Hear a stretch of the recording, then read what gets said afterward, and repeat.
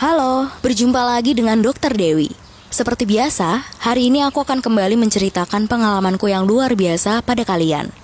Namun, sebelumnya aku akan terlebih dahulu mengenalkan rumah sakit tempatku bekerja.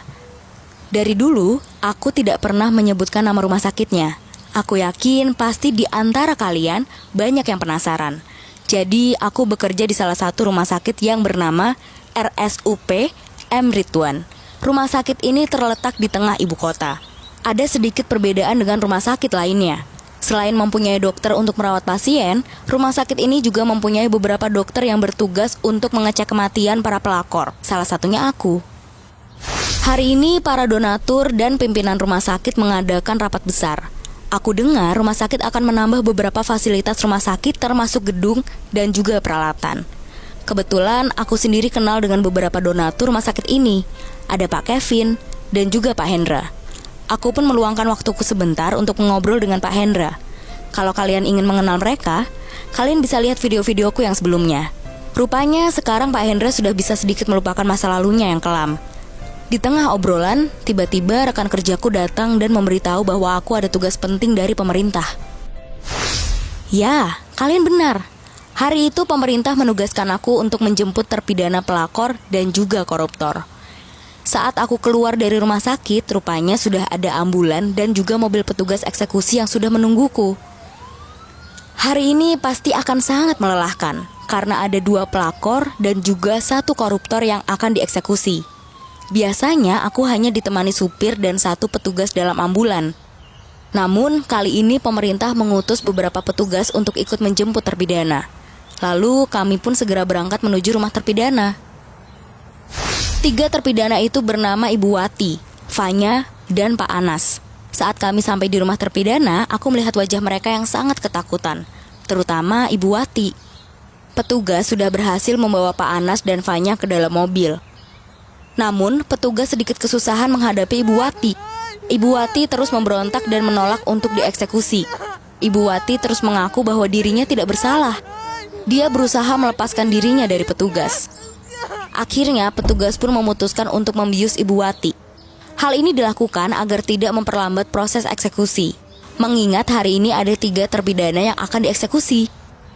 Setelah tidak sadarkan diri, Ibu Wati pun langsung dibawa masuk ke dalam ambulan.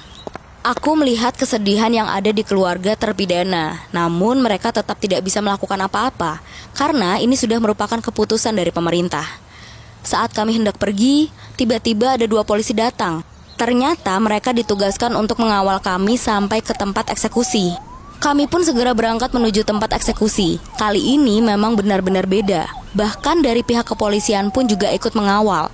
Mengingat selain pelakor, juga ada terpidana sebagai koruptor. Keduanya merupakan kejahatan cukup tinggi yang ada di wilayahku. Sesampainya di tempat eksekusi, para petugas langsung membawa mereka bertiga ke dalam ruang eksekusi. Ibu Wati pun yang sudah siuman langsung menjerit histeris. Dia tetap memberontak, namun kali ini petugas memperlakukan Ibu Wati dengan kasar. Semakin dia memberontak, maka petugas akan semakin kasar. Hingga akhirnya Ibu Wati pun menuruti para petugas eksekusi.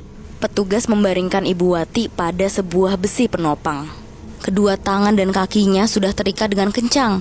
Setelah itu, petugas mengikat kedua tangan Pak Anas mengarah ke atas. Sedangkan di sisi lain, aku melihat Fanya yang mulai ketakutan ketika petugas eksekutor mendekat. Kedua tangan Fanya sudah ditelentangkan ke atas dan diikat. Sekujur tubuhnya mulai bergetar. Dia berusaha menghindari dari petugas eksekusi. Namun, semakin dia menghindar, petugas itu semakin mendekatinya. "Pergi kamu, jangan sentuh aku, apalagi melukaiku. Aku bukan pelakor, aku gak salah," kata Fanya pada petugas tersebut. Semakin lama, ketenangan Fanya semakin hilang. Ia pun menjadi seperti Ibu Wati yang terus-terusan memberontak. Ibu Wati dan Pak Anas juga mulai ketakutan saat melihat Fanya. Di tengah ketakutan mereka, tiba-tiba ada petugas lainnya yang datang dengan membawa sebuah tas. Petugas itu meletakkan tas tersebut di meja dekat Ibu Wati dibaringkan. Petugas mulai membuka tasnya dan mengeluarkan beberapa alat atau benda tajam untuk menyakiti mereka. Petugas mengambil 1 pisau dengan ukuran kecil yang memiliki ujung yang sangat runcing. Sepertinya pisau tersebut memiliki ketajaman yang luar biasa. Setelah itu, petugas langsung menuju Ibu Wati. Dia mulai mendekatkan pisau tersebut di wajah Ibu Wati. Perlahan petugas itu menyayat wajah mulus Ibu Wati. Sedikit demi sedikit darah pun mulai mengalir dari pipinya. "Tolong ampuni aku gak bersalah. Jangan siksa aku," kata Ibu Wati pada petugas. Salah satu petugas telah memegangi kepala Ibu Wati hingga dia sama sekali tidak bisa bergerak. Setelah darah yang keluar dari pipi Ibu Wati mulai banyak, petugas langsung mengambil flamethrower kecil yang ada di dekatnya. Petugas mulai menyalakan alat itu dan mengarahkan pada wajah Ibu Wati yang dipenuhi darah. Dengan sekejap, wajah Ibu Wati pun langsung terbakar. Aku bisa mendengar jelas jeritan Ibu Wati. Dia terlihat sangat kesakitan. Dan lebih parahnya, Ibu Wati sama sekali tidak bisa memberontak karena petugas masih stay untuk memegangi kepala Ibu Wati. Sedangkan Fanya yang melihat itu semua tidak henti-hentinya meminta tolong untuk menyudahi penyiksaan terhadap Ibu Wati. "Aku mohon hentikan. Jangan sakiti tanteku.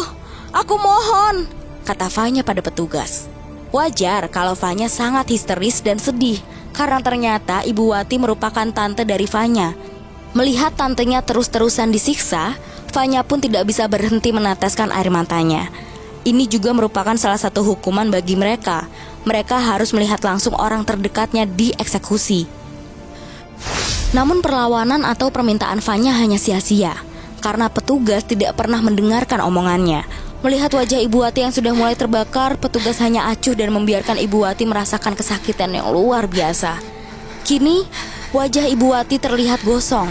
Selain itu, bekas sayatannya masih terlihat jelas. Ibu Wati tidak bisa berkata apa-apa. Mulutnya membungkam menahan rasa sakit. Tubuhnya pun sudah mulai kejang. Nafasnya perlahan mulai sesak. Aku sangat yakin dalam hitungan beberapa detik nyawa Ibu Wati akan segera melayang. Sementara di sisi lain, Pak Anas mulai ketakutan. Dia terus memperhatikan Ibu Wati yang sedang menahan sakit. Saking takutnya, tubuh Pak Anas pun mulai bergetar. Keringat mulai mengalir di sekujur tubuhnya. Dia tidak bisa membayangkan jika itu terjadi pada dirinya. Lagi-lagi aku melihat wajah penyesalan dari para terpidana. Apalagi saat Ibu Wati benar-benar sudah tidak sadarkan diri. Pak Anas yang tadinya tidak banyak bicara, ia pun mulai meminta ampun pada eksekutor yang ada di ruangan. Setelah Ibu Wati tidak sadarkan diri, petugas kembali mendekati Fanya. Kali ini, giliran Fanya untuk dieksekusi. Petugas membungkus kepala Fanya menggunakan kantong plastik transparan. Setelah itu, petugas mulai melakban kantong plastik tersebut di leher Fanya, hingga Fanya kesulitan untuk bernafas. Oksigen yang ada di dalam kantong plastik pun perlahan mulai habis. Keringat mulai bercucuran di wajah Fanya. Ia tidak bisa berhenti menangis. Semakin ia memberontak, maka oksigen yang ada di dalam kantong plastik pun akan semakin cepat habis. Hingga akhirnya Fanya benar-benar tidak sadarkan diri. Melihat itu, Pak Anas menjadi semakin ketakutan. Berulang kali ia meminta tolong untuk menghentikan semuanya. Pak Anas tidak tega melihat selingkuhannya dieksekusi di depan matanya. "Tolong lepaskan dia. Aku mohon. Jangan sakiti dia seperti itu. Maafkan aku, Fanya," kata Pak Anas. Sebuah penyesalan yang sangat mendalam terpancar di wajah Pak Anas. Ketika melihat tubuh Fanya sudah tergeletak lemas, ia pun semakin menjadi cemas. Tubuhnya terlihat semakin gemetar.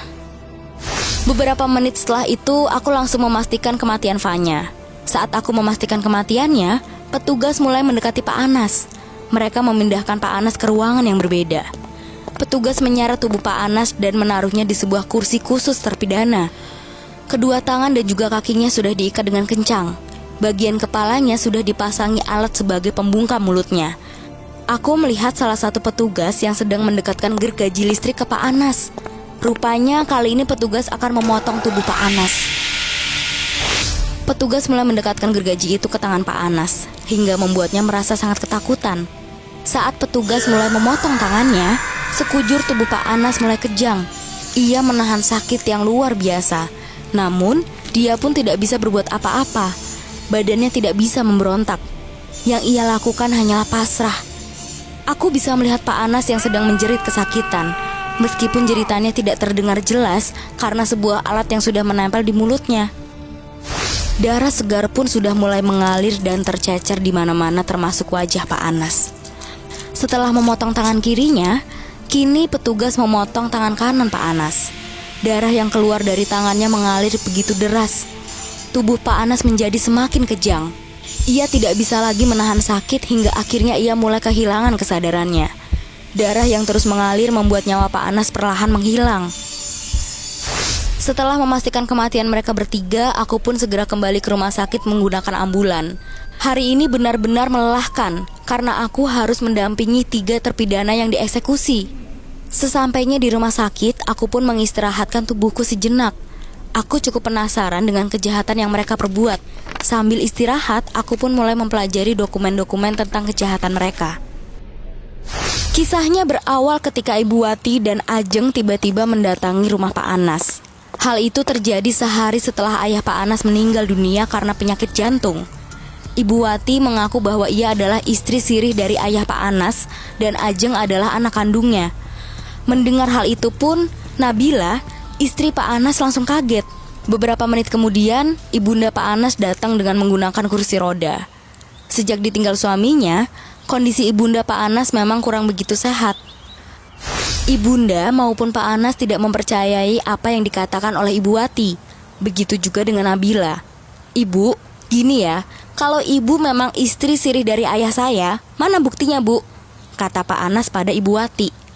Kemudian, Ibu Wati pun segera mengambil beberapa foto pernikahannya yang ada di dalam tasnya.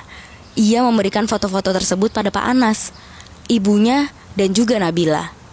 Saat melihat foto tersebut, ibunda Pak Anas langsung syok berat. Ibunda Pak Anas langsung menangis histeris. Ia tidak menyangka bahwa suaminya telah menikah di belakang dia. Saking kagetnya, tiba-tiba ibunda Pak Anas mengalami sesak nafas. Nabila dan Pak Anas mulai panik. Lalu mereka segera membawanya ke rumah sakit. Di tengah perjalanan, ibu Pak Anas sudah tidak sadarkan diri. Karena semakin panik, Pak Anas memacu mobilnya semakin cepat. Begitu sampai di rumah sakit, dokter segera menanganinya. Namun ternyata ibunda Pak Anas mengalami syok yang berat hingga membuat penyakitnya kambuh, dan beliau pun mengalami koma. Sejak ayahnya meninggal, Pak Anas memang sudah ditugaskan untuk mengurusi perusahaan ayahnya. Namun, tetap dalam kontrol ibunya. Semenjak ibunya koma, Pak Anas menjalankan perusahaannya sendiri. Sedangkan Nabila, ia selalu menyempatkan ke rumah sakit untuk menjenguk dan merawat mertuanya. Di sisi lain, Ibu Wati tetap mengejar Pak Anas. Ia berusaha sangat keras untuk mengambil hati Pak Anas, hingga akhirnya Pak Anas pun berpihak padanya. Suatu hari, Ibu Wati membohongi Pak Anas bahwa almarhum ayahnya dulu pernah berjanji untuk membelikan rumah dan mobil. "Ayahmu dulu sudah berjanji pada Ajeng kalau dia akan membelikan Ajeng rumah dan juga mobil. Sekarang siapa yang akan menepati janjinya kalau bukan kamu?" kata Ibu Wati pada Pak Anas. Lalu Pak Anas membelikan rumah dan juga mobil untuk Ajeng. Melihat perlakuan Pak Anas, Nabila pun mulai curiga dengan Ibu Wati. Nabila mempunyai firasat yang buruk terhadap Ibu Wati. Hingga suatu hari, Nabila mendatangi rumah Ibu Wati. Ia ingin memastikan bahwa Ibu Wati sedang tidak berbohong atau hanya memeras harta suaminya. Namun, saat Nabila sampai di rumah Ibu Wati, ia melihat Ibu Wati sedang bertengkar dengan seorang pria. "Tante, aku mohon, aku hanya ingin bertemu dengan Ajeng, Tante. Izinkan aku bertemu dengan Ajeng. Gimana pun juga, aku ini ayahnya, meskipun aku sudah bercerai dengan Fanya," kata lelaki itu pada Ibu Wati. Mendengar hal itu, Nabila pun kaget. "Jadi, Ajeng itu bukan anaknya Tante Wati? Dan siapa Fanya itu?" pikir Nabila. Suatu hari saat Pak Anas mengantarkan Ibu Wati pulang, tiba-tiba Fanya datang. Selain ibu dari Ajeng, rupanya Fanya juga merupakan keponakan dari Ibu Wati. Ibu Wati pun segera mengenalkan Fanya pada Pak Anas. Dia juga meminta Pak Anas untuk memberikan pekerjaan pada Fanya. "Anas, kamu kan bos. Ibu minta tolong ya. Tolong Fanya dikasih pekerjaan. Kasihan dia sampai sekarang belum kerja," kata Ibu Wati pada Pak Anas. Tanpa berpikir panjang, Pak Anas pun mengiyakan permintaan dari Ibu Wati. Tanpa sepengetahuan Nabila, Pak Anas mempekerjakan Fanya sebagai sekretaris pribadinya. Sejak hari pertama, Pak Anas merasa bahwa Fanya sedang mencoba mendekatinya. Fanya sering sekali mengajak Pak Anas untuk makan bareng. Dia juga sering membuatkan Pak Anas minuman. Hingga suatu hari, Fanya menggoda Pak Anas menggunakan keseksian tubuhnya. Meskipun sudah mempunyai istri, rupanya Pak Anas tidak bisa menghindar dan malah terpesona dengan kecantikan dan keseksian Fanya. Akhirnya mereka pun menjalin hubungan di belakang Nabila. Suatu hari, Pak Anas mengaku pada Ibu Wati kalau dia dan Fanya memiliki hubungan yang cukup serius. Mendengar itu, Ibu Wati pun berpura-pura kaget. "Anas, kamu menyelingkuhi Nabila?" tanya Ibu Wati pada Pak Anas. Pak Anas pun menjelaskan bahwa dia tidak bisa meninggalkan Fanya.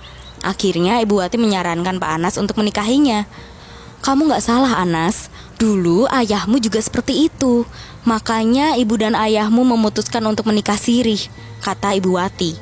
Beberapa hari setelahnya, saat pernikahan Pak Anas dan Fanya hendak dimulai, tiba-tiba Nabila datang. Ia menangis histeris dan mencoba memberitahu Pak Anas bahwa Ibu Wati dan Fanya telah membohonginya. Namun, bukannya percaya, Pak Anas malah memukul Nabila di depan para tamu undangan. Rencana Ibu Wati untuk menjodohkan Fanya dan Pak Anas rupanya berjalan dengan lancar. Ibu Wati sengaja melakukan itu semua untuk menguasai harta Pak Anas. Beberapa hari setelah itu, Pak Anas memboyong Fanya dan juga Ibu Wati untuk tinggal di rumahnya. Mereka memperlakukan Nabila layaknya pembantu. Suatu hari, tiba-tiba pihak rumah sakit memberi kabar bahwa ibunda Pak Anas telah sadar diri dari komanya. Nabila pun segera menuju rumah sakit. Dia sudah mencoba mengabari Pak Anas, namun Pak Anas tidak memperdulikannya. Begitu sampai di rumah sakit, Nabila dikagetkan oleh pria yang pernah ia lihat waktu di rumah Ibu Wati. Mertuanya menjelaskan bahwa pria itu merupakan tangan kanannya, orang yang dipercaya semenjak mertuanya merintis perusahaan sampai sekarang. Kemudian, mertuanya memberikan sebuah dokumen. Dokumen tersebut merupakan bukti-bukti bahwa Pak Anas telah menyalahgunakan uang perusahaan sebagai kepentingan pribadinya. Selain itu, mertuanya juga mengetahui semua perlakuan Ibu Wati, Fanya maupun Pak Anas. Akhirnya beliau melaporkan mereka bertiga kepada pihak berwajib. Itulah alasan mereka bertiga dieksekusi. Setelah melakukan terapi selama sebulan, akhirnya ibunda Pak Anas bisa sembuh total. Sekarang ibunda Pak Anas mempercayakan perusahaannya kepada Nabila. Beliau juga menganggap Nabila seperti anaknya sendiri. Begitupun dengan Nabila. Ia begitu menyayangi ibunda Pak Anas. Sementara itu, Reski tetap menjadi tangan kanan ibunda Pak Anas. Dia dan Ajeng hidup bahagia. Sepertinya sudah cukup aku menceritakan pengalamanku. Lagi-lagi aku berharap kalian bisa mengambil hal positif dari pengalaman yang aku ceritakan. Sampai jumpa di pengalamanku selanjutnya ya.